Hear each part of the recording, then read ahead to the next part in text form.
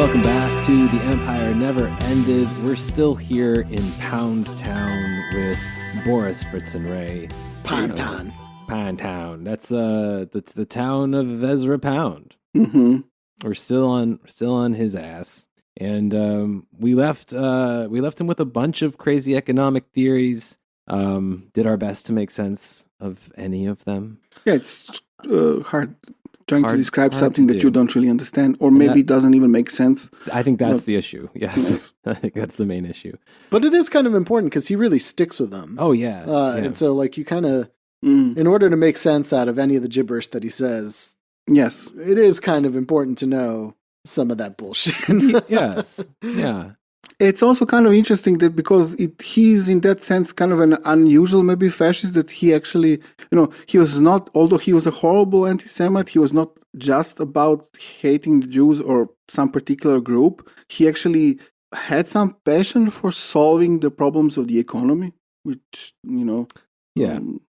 Passion. Yeah, and he never, like, fell into line exclusively with one or the other political system that was made available to him, whether it was like the fascist Italian corporatist idea. He continued kind of to hold his own thing. Yeah.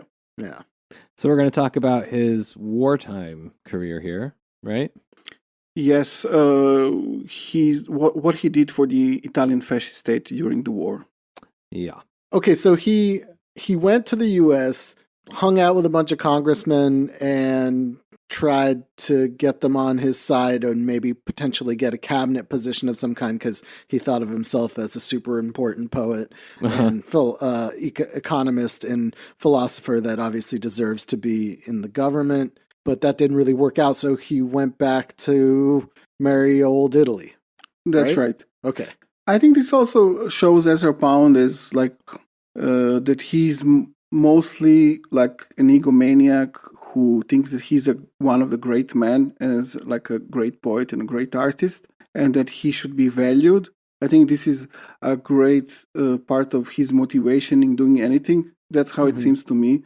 Like, he was not so, like, he loved Mussolini, but he was not that loyal. Like, when he thought maybe there will be trouble, there will be war, maybe I can go into America, and if they value me enough and give me a good job, I will stay there and be a good American, Yeah. But he was against American involvement in any potential European war, right? That's right. That was part of his motivation of going back, no?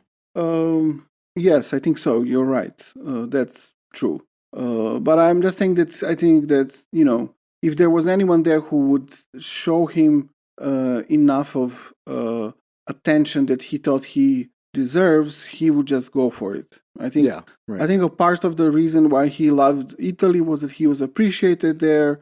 Mussolini did receive him only once, okay, but he did. FDR didn't, and yeah. So I think that's a big part of this. Is like his vanity. He might have also seen, I mean, Italy did, of course, like fascist Italy did invest a lot into the arts, which he was probably pretty happy about. And we know, like, the film industry in fascist Italy did very well. And, poets did have some sort of, respected social position. So I'm sure he saw that and enjoyed it. But, Yes, figured sure. if somebody does that in the U.S., he'd totally just pick up and go back home. Yes. I mean, money was also a big motivator for him. But yeah, we'll go into it. So when the war started, Pound was kind of shocked. He didn't expect that to happen. And his immediate reaction was that this is the fault of the English. So he said something like, Germany is about 90% right in this shindy, but the English stinking land, i.e. the Yids that run her, are 100% wrong. So this is his attitude there. Not surprising. I mean, this is pretty typical for, all Nazis and fascists and the like blame the war on England, kind of specifically for not getting on board. And the Yids that run her. Yes. So as Boris said, his attitude was that America's place is out of this damn war. That was his idea. He should definitely not get into it, although he was very supportive of the US entering the First World War, as we mentioned in the previous episode. Yes. So he started discussing with the people he knew in the fascist regime about getting a job, basically. Getting a job in the US didn't work, so now he wanted a job in the Italian fascist state. Probably connected with propaganda was his idea. He saw himself, I mean, he was like a man of letters, a poet, a writer, and he thought this is like his area of expertise. He was wrong about that, by the way. So he continued, like when the war already started, he continued corresponding with the politicians in America. So, like for example, this is from a letter he sent to Wyndham Lewis, I think a senator or something like this.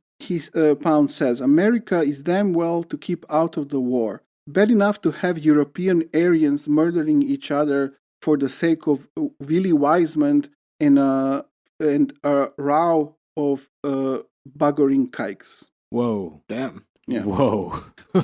So He's like the little girl from that movie about the order we watched. Yes, exactly. Do it too.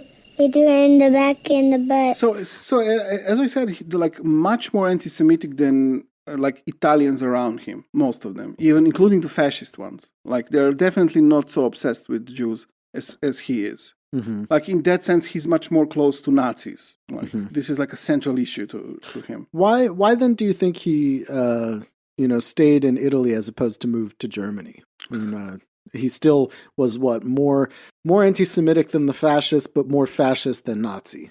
I think he was. That's part of like his aesthetical like tastes. That were very important to him. Literature. He loved Dante, and he also studied Romance languages. He spoke Italian, right. and was focused on that kind of literature. And he had this idea of like this kind of. He actually called it totalitarian. This idea that politics and aesthetics is kind of the same thing. Like good politics mean good aesthetics. This is why he admired Mussolini, because he liked the decorations in his office, and he thought this is like completely made sense that such a great man would also have great taste. He'd have loved Trump. Yes. So he liked Italy in that sense, I guess, more than Germany. What do you think about the church? I think that probably he didn't like it very much. He's not mentioned, but considering that he considered himself a left-wing fascist, and those kind of fascists were very anti-clerical. Sure. I guess, he was as well.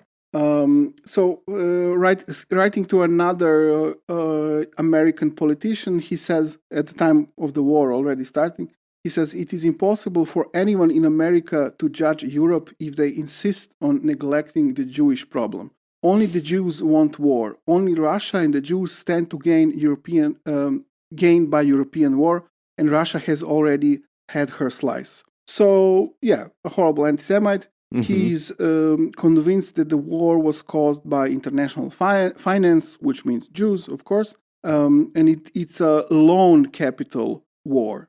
He was not always sure who was the lender in this case. Sometimes he thought it was the Brits, sometimes the Americans. So, So that's his own little spin on something that's otherwise a pretty normal Nazi talking point for the time. Yes. Yes.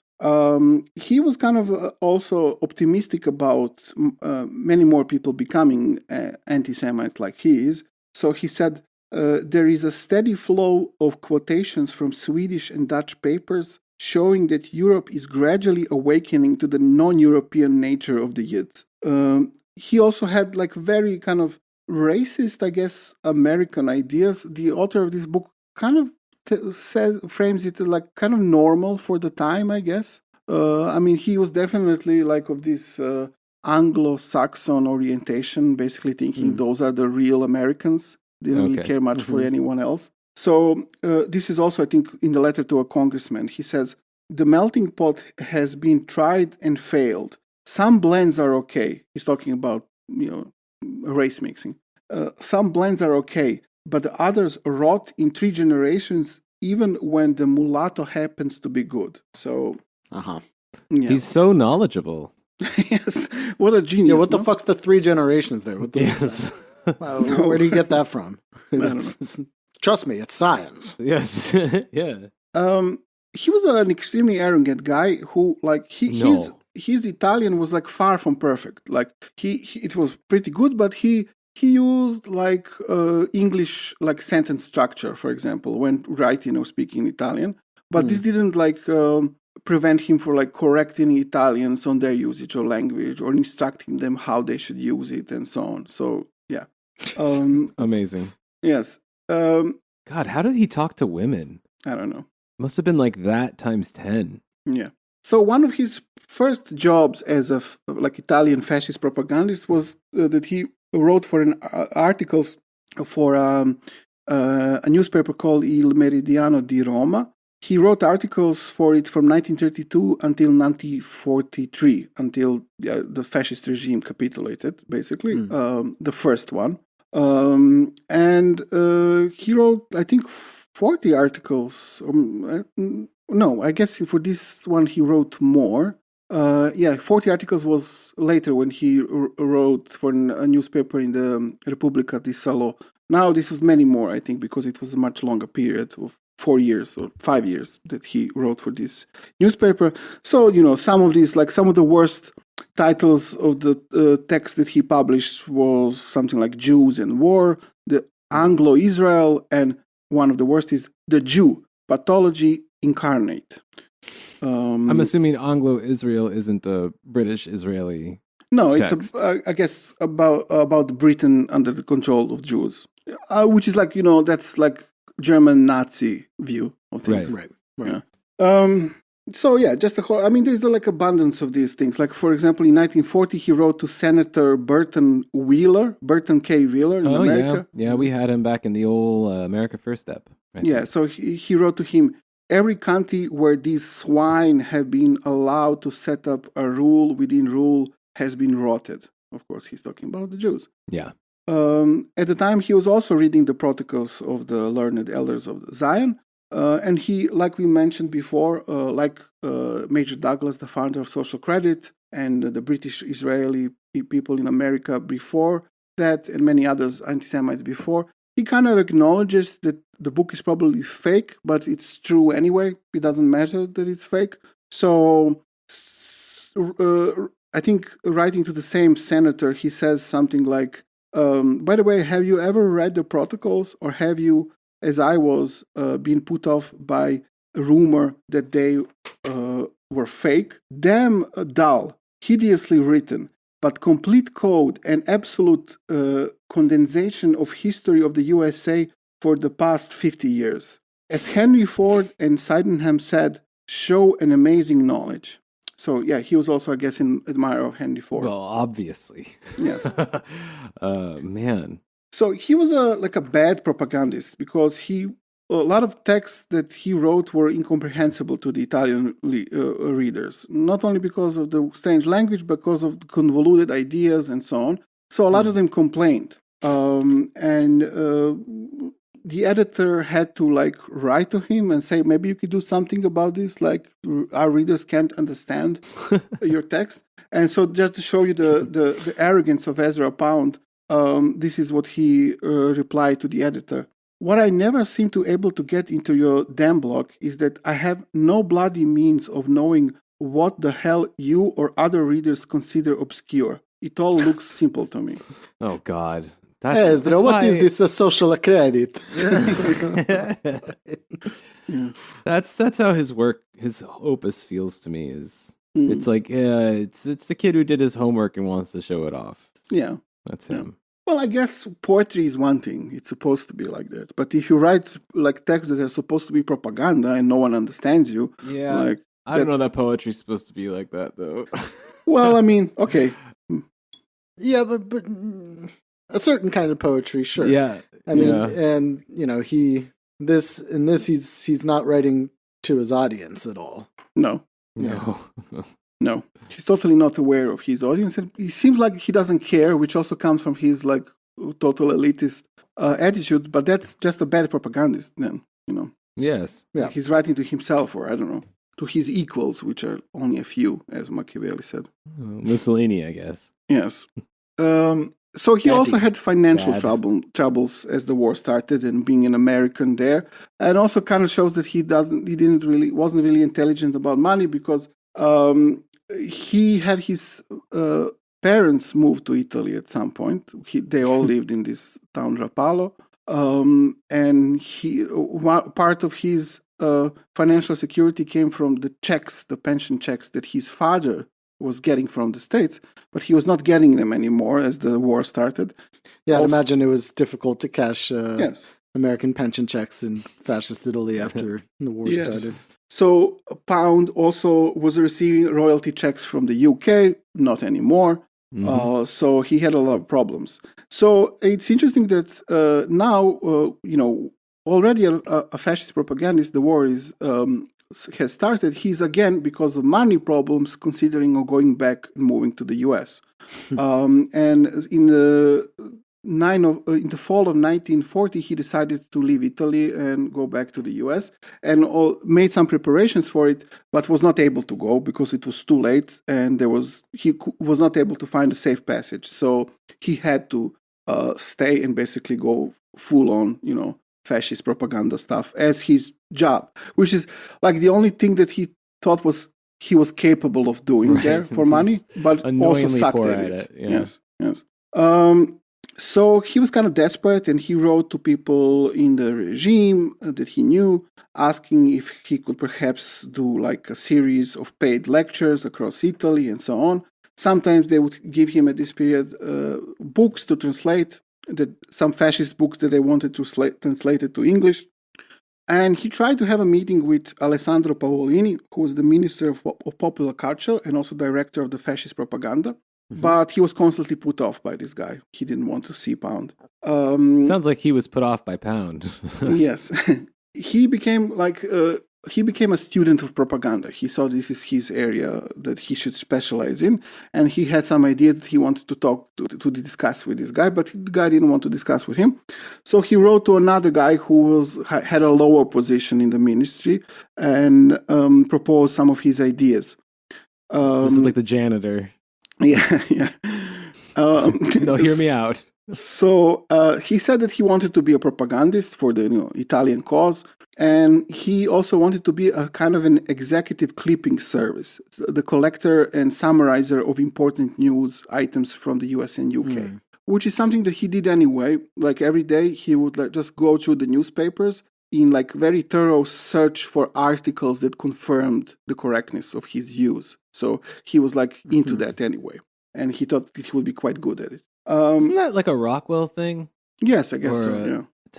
Yeah. There was like I think even Dan Burrows, maybe I might cut this, but I think I remember Dan Burrows was in charge of like making thousands of clippings for Rockwell, but yeah, I'll probably keep that. I mean, out. I guess that's what there's similar figures. I guess that's what ways. people did before internet were making. Yeah.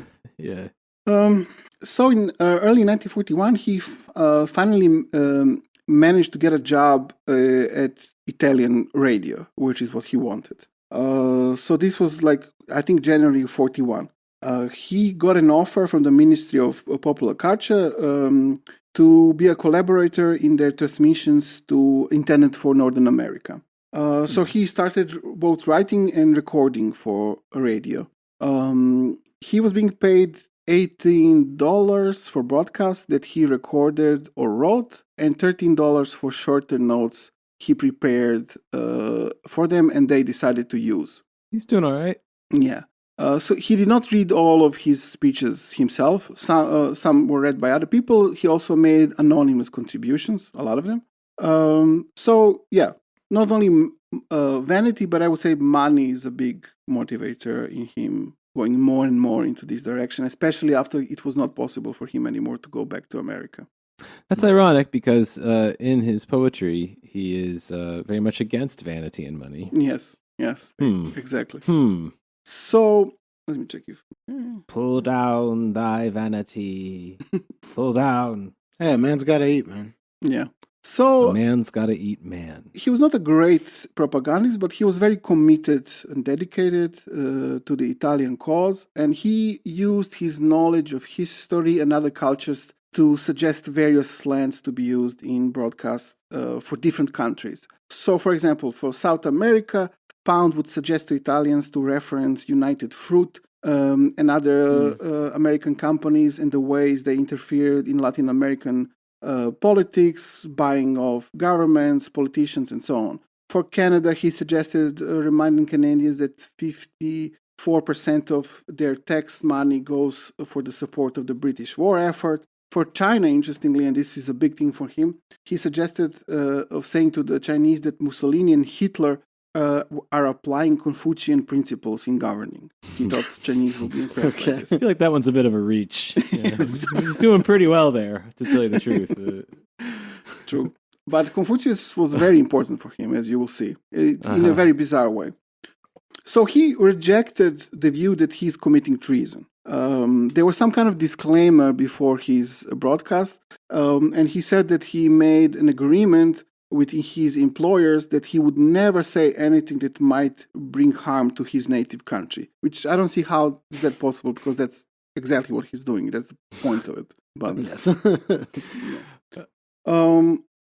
so interestingly, we mentioned before this how the social credit people and Pound stopped seeing, the class war as a conflict between workers and owners, and a conflict. They saw it as a conflict between bankers and financiers on one side, and I guess honest owners of productive capital and workers on the other side. So in continuing that thought, now Pound sees Second World War not as a national war, but as a class war. Okay. A war for a higher good against age-old enemies. So it's a war against usury, basically. So a war against Jewish finance. Yes. So yeah, it's a very kind of obscene way to see Second World War as a class war against some form of capital, basically, and on the side of workers. I mean, it's you have to be really demented to see that. Yeah. Especially while being in the middle of it. Yes, being in Italy. Yes. and yeah. Yeah. So, not surprisingly, his broadcasts were never very popular. It seems that there were many technical problems. I think they had some mic problems. But also because of his style, it was very obscure, elliptical, and difficult. Kind of defeated the purpose of propaganda. So Charlie and his band, he was not. No, Charlie was succinct, came up with a hook, yes, walked away. So apparently he gave more than 120 speeches, and Tim Redmond says that at least 20 of them are partly or completely incomprehensible, just rambling, incoherent, garbled, disjointed, impossible to follow. Which is like. Do you know if was Pound doing any good drugs or liquor? Or I don't know. Was he into opium or something? If he was hanging out with the nuncio, probably yes. Yeah. So probably because of these reasons that he was just very bad at it, there was a gap of 6 months in his broadcast. And when he resumed, the first thing he said is just what you wanted to hear from your propagandist is, I suspect I talk in a what is called incoherent manner, because I can't, and I reckon nobody could tell where to begin. Which is this is very much what Myatt says about his own writing. Yeah, but this guy is a propagandist in a wartime. You can't say that. You're supposed to pretend that you see things clearly. That's the point of propaganda. You can't just say, well, I guess I'm incoherent because, what can you do, It's difficult. Who actually knows what's going on? Yeah. He's a propagandist who gets on the radio and just calls the masses stupid. Yes, exactly. Yeah. Amazing. So during this broadcast, he also gave no reasoning or arguments. He just stated his conclusions. And he had no sense of audience at all. And at the time, he would even acknowledge that he's broadcasting for an elite. Again, kind of doesn't make a lot of sense. But who did he imagine was listening to this? I don't know.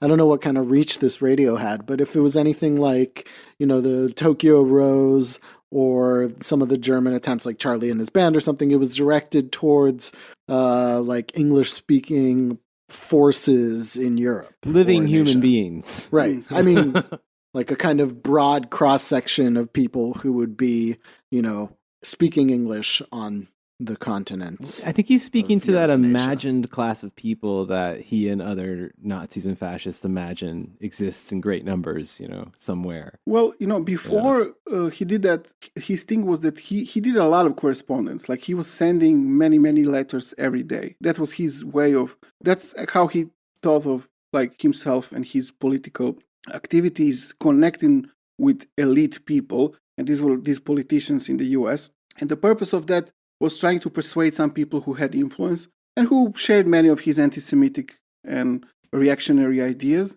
and basically to get a job or something like that, to get direct influence. So now he's, I guess, doing the same thing, but without any sense who is he talking to. I think he doesn't know to talk in a different way.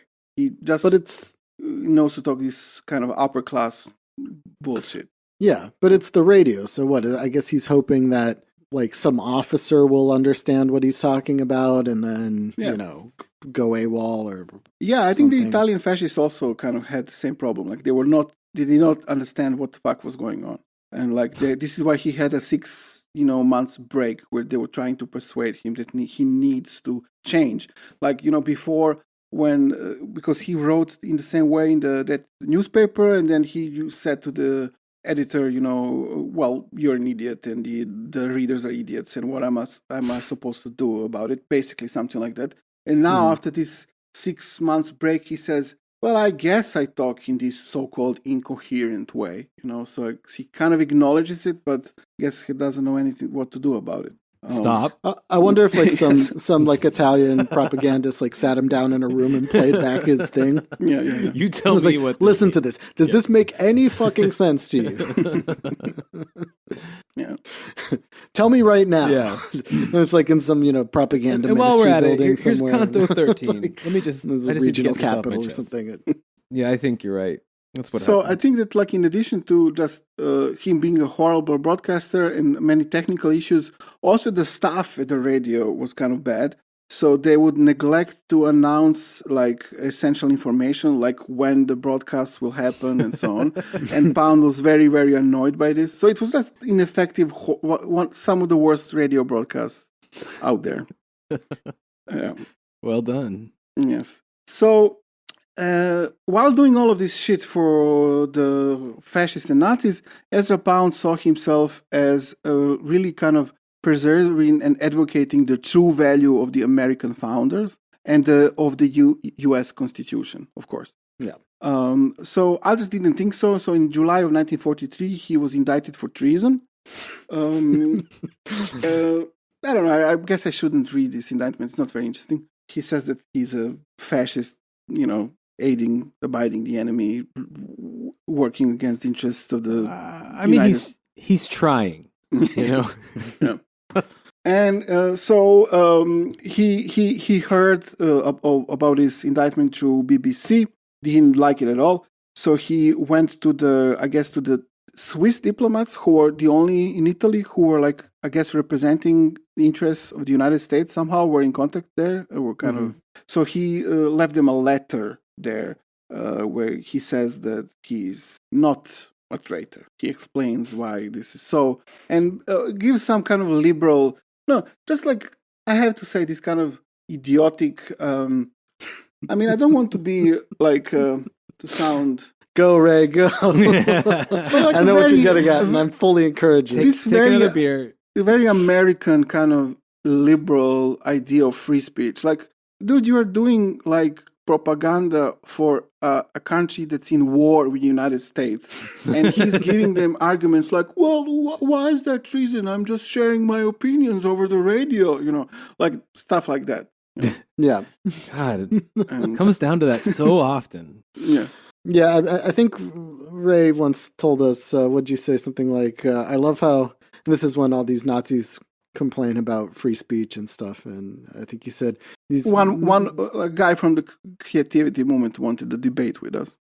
Yes, and what you said something like, I love how American Nazis are idiot liberals even when they're idiot Nazis or something like that. What was it? Yeah, they are very dumb liberals, even when they are very dumb Nazis. Yeah, because like these are people who want to they openly advocate the extinction of everyone who's not white, but then they are like very honestly kind of insulted when you don't want to debate them, and it's like yes, and cry about free speech and yes. Yeah. So this is like something like that with Ezra Pound. So. What is, and it kind of worked, like it kind of worked because in the end he was, as we know, I won't talk about it, so I might as well say it now. He was committed to a mental institution for 8 years, I think. His defense was like this insanity defense, and I think that from what I heard, he was for it. It's not like someone insisted on it. I think he very much did not want to be shot as a traitor. So much about his, beliefs and standing by fascism. He was like all right with saying, I was crazy. Yes. Sorry. Yes. And he got away with it, so everyone was crying, like, what a tragedy and so on. But like for example, there were many people who did things like him, who just got shot immediately. Like there was like this British guy, William Joyce, who was a radio propagandist for the Nazis. He was tried immediately. He was shot, I think, almost before the war ended or something like that.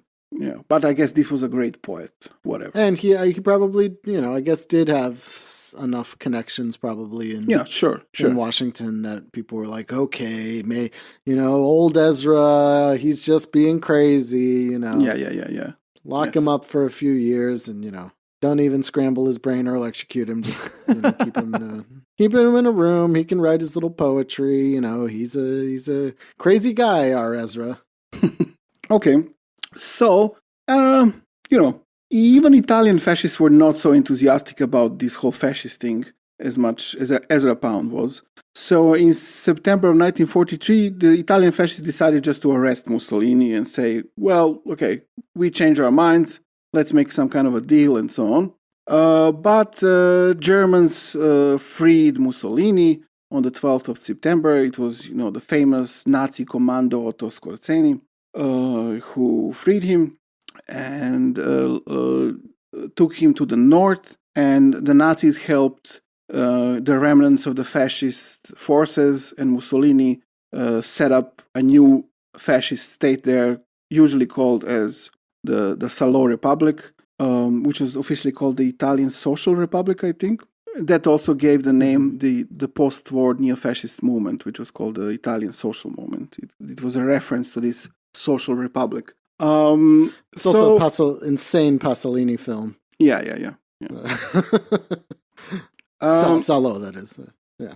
So Pound's friends tried to persuade him not to leave for the north, because at the time he was in Rome, not to join the new republic. Like there was a lot of fascists at the time who formed the new government, were trying to make deals, were against Mussolini now, trying to make deals with the Allies and so on. He had a chance not to do that, but I think he was too committed by that point. And also the thing was that the Republic of Salo was saying, their propaganda was saying, this is the return to our socialist roots. We are finally going back to real fascism, which is this left-wing fascism, which is something that Ezra Pound identified with the whole time. So I think he was very enthusiastic about this, although to most people it was clear they will lose the war. I guess to him it was not. So the Salo Republic was formed on the 23rd September of 1943. And since then, until Pound was arrested in May of 1945, he worked basically for the state in some capacity. Although this period is not well documented. Not a lot is known about this period of Pound's life. So the new fascist republic proclaimed that it is against plutocracy, and it's, as I said, returning to the socialist republican roots of fascism. So they refounded the fascist party, who was until that time called the National Fascist Party. Now it was renamed the Republican Fascist Party. And in Verona, in November of 1943, they had their first congress. So they declared they're against the parasitic plutocracies and how they want to base their new republic on labor, the private property, which is the result of labor, was guaranteed, but it must not become the disintegrator of the moral and physical personality, whatever that means, through the exploitation of the labor of others. So I guess, I don't know, fascist socialism, I guess that's what it is. Yeah. And also they declared that any part of the economy that is in like public, the purpose is public welfare should be nationalized. And what Pound really liked about it was that now, because this state was under direct German Nazi control, it became much more anti-Semitic than it was the case previously. Hooray! So Jesus Christ. Italian Jews were declared to be foreigners and enemies. So, this is when the Holocaust really in full force happened, at least in the territories controlled by the Salo Republic. So, this is left-wing socialism, even worse anti-Semitism, because, they are the plutocratic class, I guess, as the people that needs to be killed. He also resumed his role as the radio propagandist, a horrible radio propagandist. So there was the ideology of the New Republic talked about, the betrayal of the September of 1943 and how it had roots in the previous regime. So the new fascist regime wanted to discredit the old one, although in both Mussolini was the leader, but somehow they talked how, in the old one, there were many dishonest reactionaries posing as fascists and so on, and who sabotage fascism all the time. And Pound very much identified with this, and he said, he thought how he was also undermined in the old fascist regime. He had many ideas and people didn't want to do them, and this is because of all of these fake fascists who were in power, and now it's finished with that. He also had some idea how the Salo Republic was implementing social credit ideas. He was still into that. And he had a firm belief that now is the time that this is put in practice. He really never let go of that. It's amazing, yeah. He never did. I'm assuming there was no concerted effort to actually do that. No, I think he was completely, deluded. Yeah. So he wrote for a newspaper called Il Popolo di Alessandria, which was one of the main newspapers of the Salo Republic. It was published twice per week. The circulation was 135,000 copies. He sought out this collaboration himself. He wrote to the editor and said that he was looking for an editor who was smart enough to understand two things. One, anti-Semitism. Two, the military valor and the intellectual cowardice. This is, what he said. I'm not sure if smart's the word he was looking for then. No, definitely not. He just wants a militant anti-Semite. Yeah, I mean, looking at a fascist smart enough to understand anti-Semitism is like in 1943 in like Nazi-controlled fascist state, I guess. It was a very rare thing. Yes. So for this newspaper, he wrote over 40 articles until the end of the war. And he also had a lot of publishing plans. Now, this is like one of the most ridiculous things. Because he had very ambitious publishing plans that he wanted the Salo Republic to put into practice. He wanted them to publish like series of books and pamphlets, some of which was his own stuff in Italian, but he also wanted them to publish books in English that he wanted to be distributed to like war prisoners. And I think at some point they actually agreed to do this. So he wrote a pamphlet for this imagined book series. I think this one was published, which was about the causes of the war. And in it he said the war is a part of the millennial war between usurers and peasants, between usurocracy and whoever does an honest day's work with his hands or with his brains. Right. That's his analysis. He also gave a summary of American history here. So basically, his ideas. I like those. Yes, his idea was that Quakers were his ancestors were issuing paper money, which they lent to farmers under reasonable rates. It was a just kind of system there. And then Bank of England didn't like this and suppressed their money in 1750. This led to the colonies declaring independence. Hmm. So the American Revolution freed the U.S. from the international usurocracy, which this freedom lasted until Lincoln was shot. Lincoln was shot by this assassination was the result of a conspiracy of the usurocracy because Lincoln opposed their control of American finance. And now the Italian Fascist Revolution is the continuation of the struggle of the American Revolution. And this is the cause of the Second World War, which is just one of the series of wars fought for the same principles. Yeah, I'd call that a hot take. Yes. So again, we kind of see that the Civil War marks the beginning of some sort of Jewish control. This is kind of universal in some of these post-war. Although I guess he thinks the assassination of Lincoln, so it's a bit... I think it's even more interesting that he thinks that the Bank of England's objection to Quaker money is what started the American Revolution. That was a pretty fresh take. Like the Quaker-centric view of history. Very, yes. I mean, I guess I think American fascists have problems with deciding what to do with Lincoln, I think. Some like him, some hate him. A lot of ambivalence there. Yeah. Yeah, some definitely are very much pro-South, but from what he was saying here, he's like a fan of Lincoln. So I guess. Yeah, well, remember even Birth of a Nation had the Great Forgiveness, you know. Right, where Lincoln wasn't actually a bad guy. Yeah.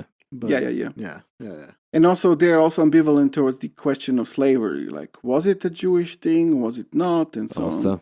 Yeah. Very complicated time for them. I don't know what Pound thinks of it, but maybe we'll learn more about it in the future. That would be interesting. Yeah, I'd be kind of curious because we haven't heard, other than this, too much on his ideas of U.S. history. My guess would be he probably thinks the Jews did slavery in America because if they were the ones that assassinated Lincoln, right? Yeah, for this crazy anti-Semitic, for sure. Yeah. But he does come from this Northern WASP tradition, so he might not I don't know. Well, who knows? Yeah. So he had a lot of stupid ideas in this period, that he wanted to put to practice via the Salo Republic.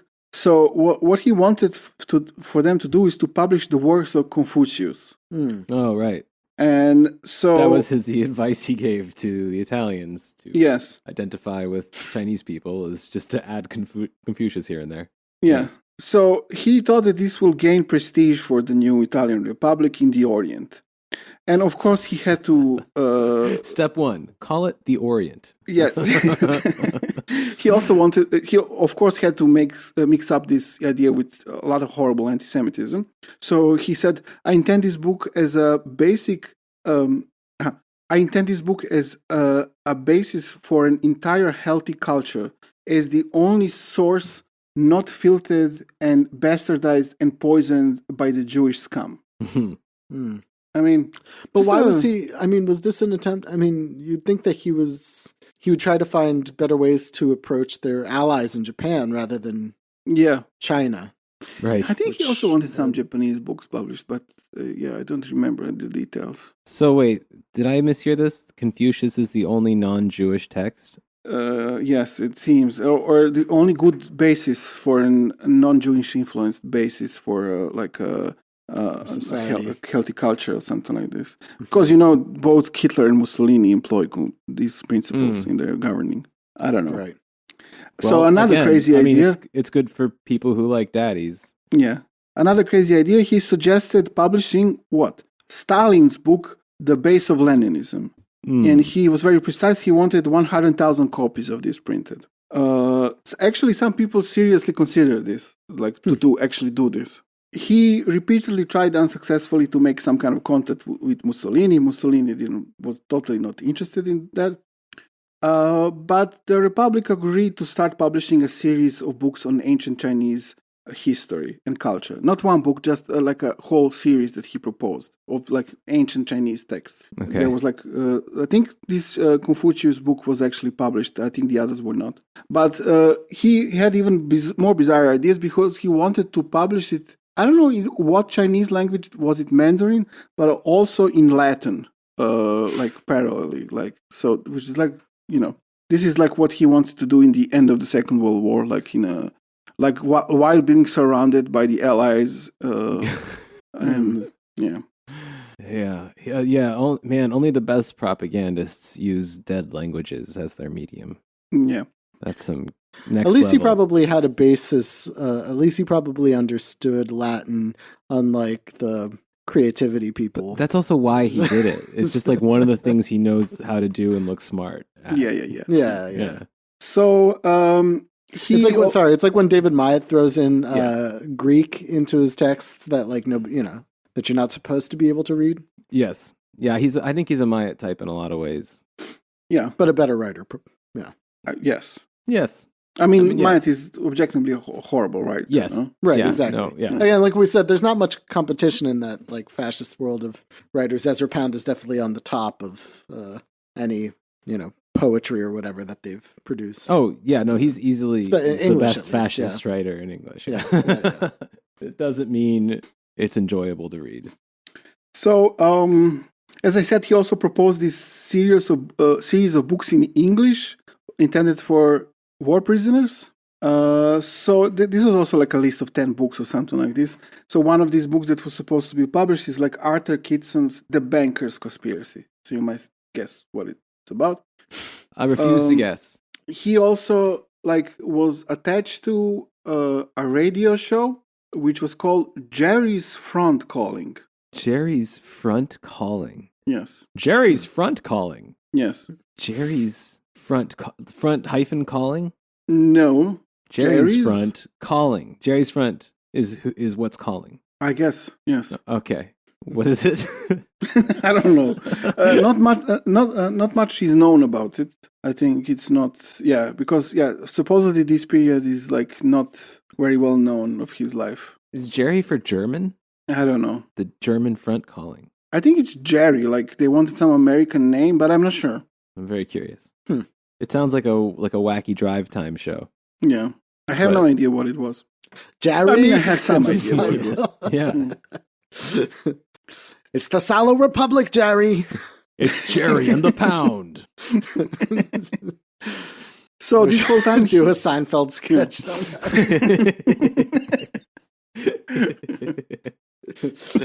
It's Salo, Jerry. So this whole time he was. I just want to get rid of Jewish influence. Yeah. Well, yeah, we could do more of that. It's a good Jerry, man. That was a good Seinfeld. I've been watching a lot of Seinfeld in the last few You can weeks. tell. You're fresh. So this whole time, he was receiving a monthly check from the Italian Ministry of Popular Culture for this great work that he was doing. So they actually considered publishing Stalin's book. I think the minister in the end stopped this idea. But as I said, Confucius was published in February of 1945. Most copies were destroyed by Allies because it had some fascist-sounding title. The Italian word for Axis was used, I think, in it. Oh, okay. One of the last things that he suggested to be published was a collection of articles by Henry Ford, which he published in the Dearborn Independent, as well as Lenin's teachings of Karl Marx and text on imperialism. It's a pretty interesting mix. It sounds like Siege. Yes. The quotations at the beginning of every chapter. These wonderful plans was not realized because, among other things, Mussolini was executed on the 28th of April. Womp womp. Hell yeah. Yeah. By the way, the communist that I mentioned before, Nicola, whatever his name was, Yes, Bombacci. He's one of the people who's was lynched there and hanged in the famous picture of Mussolini. Bombacci is hanging next to him, I think. So a few days after this, the execution of Mussolini, Ezra Pound, dressed formally and went downtown to meet the American soldiers and to, as someone said, to make his knowledge of modern Italy available. That was his idea. But he met one GI who had no idea what the fuck he was talking about. Of course. Like, was not able to understand him. So this didn't happen. Ahoy, soldier of Zeus!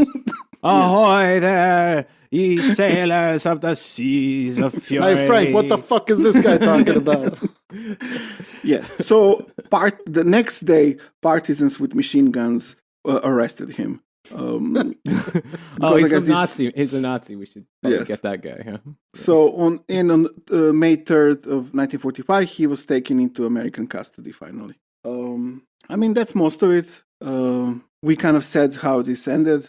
He was, I think, 8 years he was imprisoned in a mental institution in America, visited by many fans, many of which were Nazis, neo-Nazis.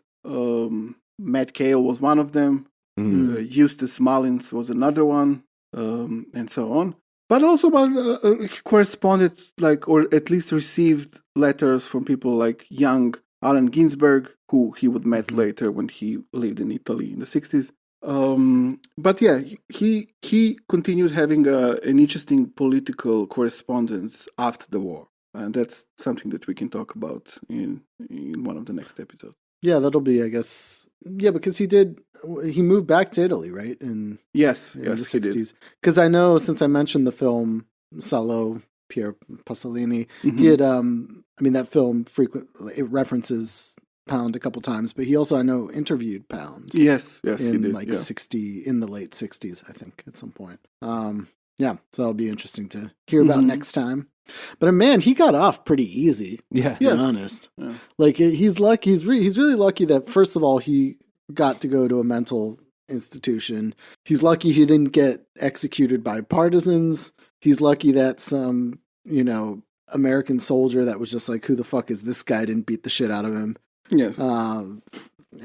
Seems to have just gotten off the hook, probably based on the fact that everybody was just like, man, this guy's a fucking dweeb. Like, what are you going to do with him? You know what I mean? Yeah, really. Like, he just jabbers like nonsense at you. Also, that he was, born into an American political class. Yes, that He had a helps. lot of connections. Yes. And also Yeah. because I think a lot of people really believe the same thing he does, this idea of, great man and so on. And that he's, as a great poet, he's one of them. And he should be treated differently, I guess. Oh, yeah, absolutely. He's an I think artist. history in places like in North America is almost exclusively taught through like the great man theory. Yes. Yeah.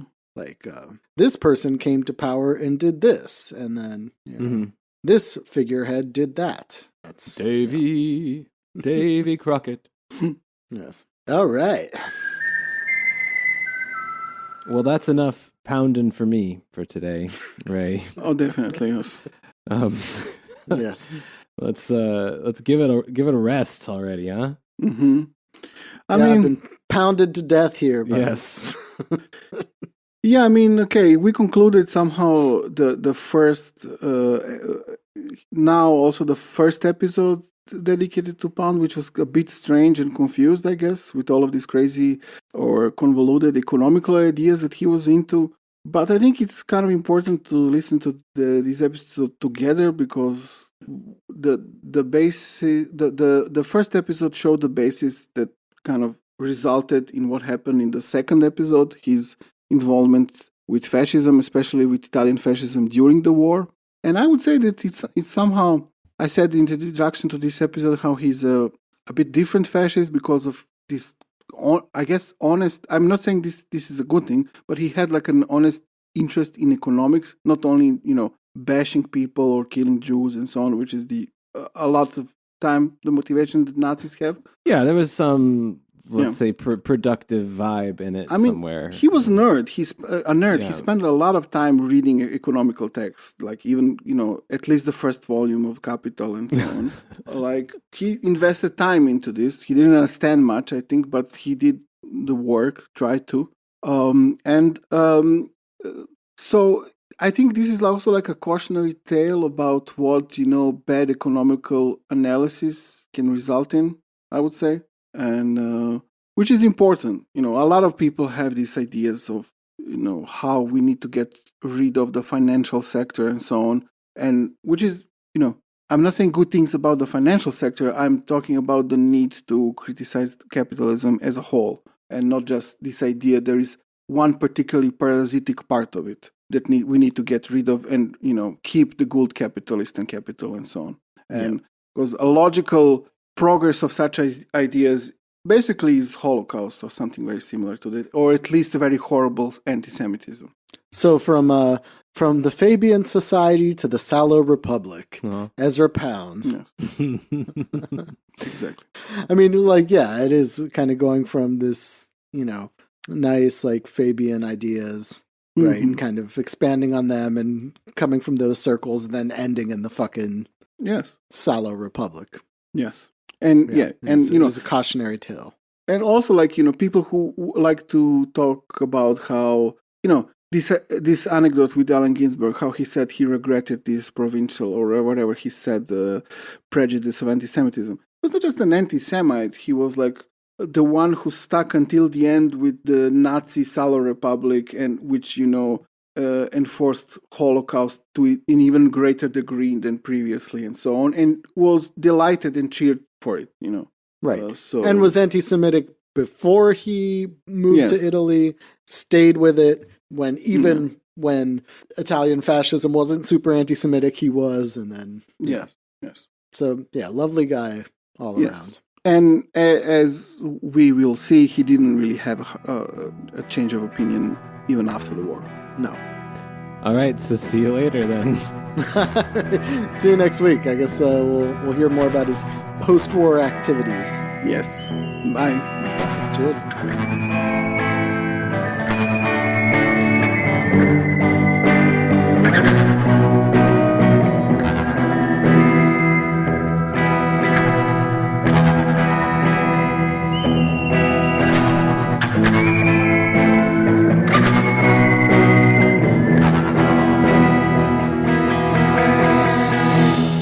Hey there, Fritz here from The Empire Never Ended. This has been one of our weekly free episodes for free people.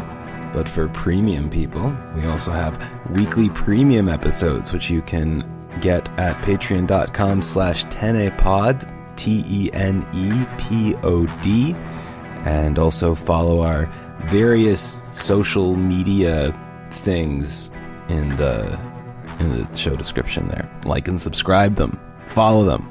Like and follow and subscribe. Follow them. Do it.